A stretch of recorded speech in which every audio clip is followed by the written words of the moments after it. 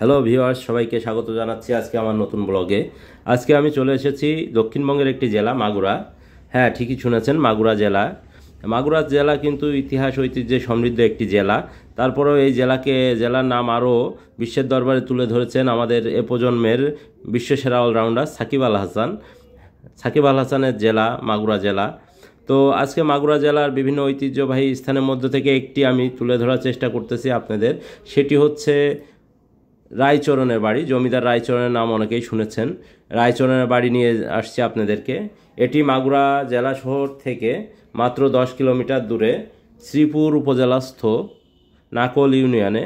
এটি শ্রীপুর উপজেলার 8 নং ইউনিয়নের পরিষদের মধ্যে পড়ে। এখানে জমিদার রায়চরণের একটি বাড়ি রয়েছে, যেটি কালের সাক্ষী হয়ে আজও দাঁড়িয়ে আছে মাথা উঁচু করে সগর্বে।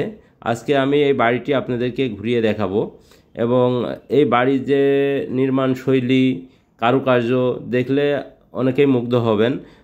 তো এর মধ্যে বলে রাখি, যারা এখনও আমাদের চ্যানেলটি সাবস্ক্রাইব করেনি অবশ্যই চ্যানেলটি সাবস্ক্রাইব করে বেল আইকন ক্লিক করে রাখবেন, যাতে আমাদের নতুন নতুন ভিডিও সবার আগে আপনারা পেয়ে যান। আর যারা আমাদের চ্যানেলটি সাবস্ক্রাইব করেছেন তাদের অনেক অনেক ধন্যবাদ। তো ভিউয়ার্স, চলুন আজকে আমার সাথেই থাকবেন, ভিডিওটি না টেনে দেখতে থাকুন এবং মাগুরা জেলার শ্রীপুর উপজেলার নাকল ইউনিয়নে জমিদার রায়চরণের যে বাড়িটি, সেটি এখন আমি আপনাদেরকে দেখাচ্ছি। আপনারা দেখতে থাকুন এবং মুগ্ধ হয়ে যাবেন। এত সুন্দর নিপুণ কারুকার্য, চুন সুরকির যে বিল্ডিংটা, সেটি আমি দেখাবো। তো আগেই বলেছি, এটি জেলা শহর থেকে মাত্র 10 কিলো দূরে নাকল ইউনিয়নে। এটি কিন্তু খুব সহজে আপনারা যে কেউ যেতে পারবেন। মাগুরা থেকে ঢাকা রোড ধরে চলে গেলে ওয়াবদা বাজার থেকে ইজি বাইক যোগে 20 থেকে 25 টাকা ভাড়া দিয়ে আপনারা নাকল এই জমিদার বাড়ি রায়চরণের বাড়ি চলে আসতে পারবেন এবং আপনারা নিজ চোখে এই বাড়িটি দেখতে পারবেন। বাড়ির যে নির্মাণ শৈলী, এটিও দেখতে পারবেন যে কত সুন্দর নির্মাণ শৈলী এই বাড়িটির। নাকলের জমিদার বাড়ি নামে এটি কিন্তু বর্তমানে পরিচিত আছে। অনেকেই আবার রায়চরণের বাড়ি না বললে চিনবে না। তো যারা আসতে চান তারা নাকল জমিদার বাড়ি অথবা রায়চরণের বাড়ি যে কোনো একটি বললেই হবে। তো শহর থেকে মাত্র 10 কিলোমিটার দূরে আপনারা ইজি বাইক যোগে চলে আসতে পারেন, ভ্যানে আসতে পারেন। আমি যেহেতু মোটরসাইকেলে গিয়েছিলাম, আমি বিভিন্ন পথ ঘুরে গিয়েছিলাম। তো এই বাড়িটি আজও কালের সাক্ষী হয়ে রয়েছে। এটি জমিদার রায়চরণ 1800 শতকের শেষ দিকে নির্মাণ করেন এবং এই বাড়ির যে নিপুণ কারুকার্য, এটি এক কথায় অসাধারণ। এই বাড়িটিতে এখন কয়েকটি হিন্দু পরিবার থাকে। বাড়িটি ভাগ হয়ে গিয়েছে তাদের শরিকদের মধ্যে।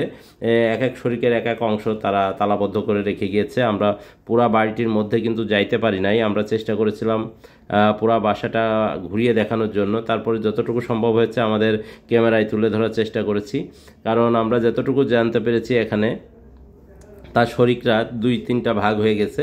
এক একজন এক এক পাশের অংশটা নিয়ে কিন্তু তালাবদ্ধ করে রেখেছে, যেটা খোলা ছিল এবং 2টা হিন্দু পরিবার এখানে থাকে। আমরা সেই মাধ্যম দিয়েই কিন্তু বাড়ির ভিতরে প্রবেশ করতে পেরেছিলাম এবং কিছুটা আপনাদের সামনে তুলে ধরার চেষ্টা করেছি। এবং এই বাড়িটি কিন্তু যদি তাদের বংশধরদের থেকে নিয়ে প্রশাসনের মাধ্যমে রক্ষণাবেক্ষণ করা হয়, তাহলে এটি কিন্তু একটি নিদর্শনপূর্ণ স্থান হিসাবে চিহ্নিত হতে পারে। এখানে আসতে পারে অনেকেই, দেখতে পারে। কিন্তু যেহেতু এটি এখনও মালিকানাধীন, সেহেতু এটি কিন্তু ভেঙে ফেলা হচ্ছে। অনেক জায়গা থেকে ভেঙে ভেঙে নতুন বিল্ডিং করা হচ্ছে এর সাথে, আবার অনেক আটকায় রাখছে।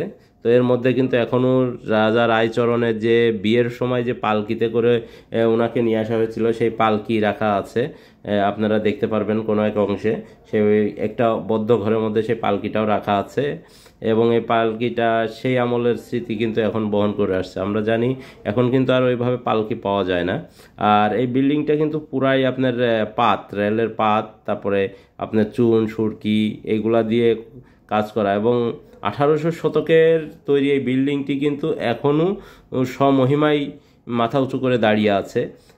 তাহলে বুঝে নেন যে কতটা ভিত্তি শক্ত এই বিল্ডিংয়ের। যে 1800 শতকের শেষের দিকে যে বিল্ডিংটা করা হয়েছে, এখনও এত সুন্দরভাবে আছে বিল্ডিংটা।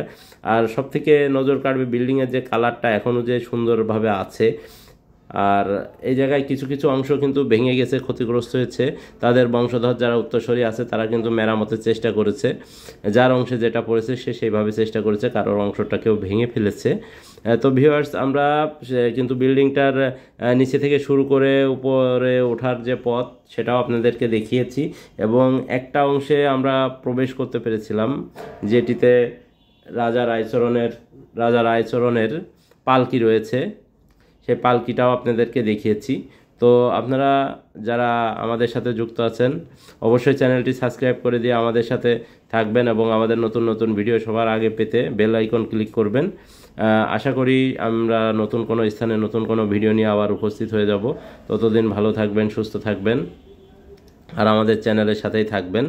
আমাদের চ্যানেলের মাধ্যমে আমরা বাংলাদেশের বিভিন্ন ঐতিহ্যবাহী স্থান, পর্যটন স্থান সব কিছুই তুলে ধরার চেষ্টা করি, যাতে যারা আছে, যারা পর্যটন ভালোবাসে, যারা ঘুরতে ভালোবাসে, তারা কিন্তু এই জায়গাগুলোতে যাতে নিজে যে দেখতে পারে, দেখার সৌভাগ্য অর্জন করতে পারে, সেই জায়গা থেকেই কিন্তু আমরা আমাদের চ্যানেলের মাধ্যমে বিভিন্ন ঐতিহ্যবাহী স্থান, পিকনিক স্পট, রিসোর্ট এগুলো নিয়েই ব্লগ করে থাকি। তো আপনারা ভালো থাকবেন, সুস্থ থাকবেন, আবার নতুন কোনো জায়গায় নতুন কোনো ভিডিও নিয়ে হাজির হয়ে যাব। ততদিন আমাদের সাথেই থাকবেন। আর সর্বশেষ কথা, আমাদের চ্যানেলটি কিন্তু সাবস্ক্রাইব করতে ভুলবেন না। সবাইকে ধন্যবাদ দিয়ে আজকে নাকল থেকে